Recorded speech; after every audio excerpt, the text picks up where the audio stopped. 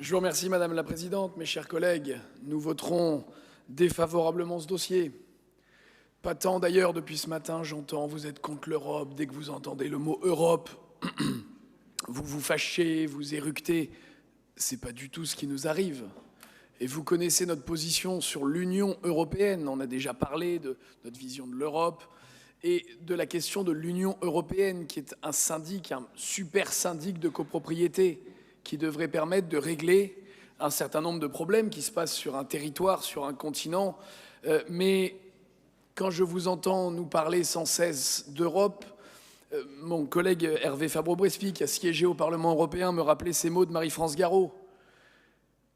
Vous êtes un petit peu comme ces croyants qui prétendent affirmer la foi, mais au fond, vous n'y croyez plus. Et d'ailleurs, comme à chaque fois, essayez de reprendre des éléments naturels pour analyser la situation. Essayez peut-être de vous confier à votre nerf optique ou à votre conduit auditif. Que voyez-vous et qu'entendez-vous sur l'Union européenne ?